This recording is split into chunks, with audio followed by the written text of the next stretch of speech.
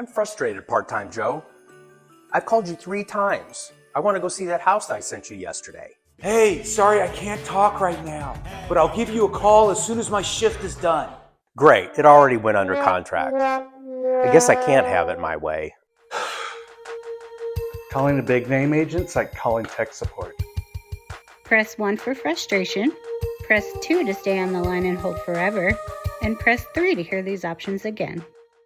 Why is finding a good agent harder than finding a soulmate? Is it so tough to find somebody that cares for me, will fight for me, will love me forever?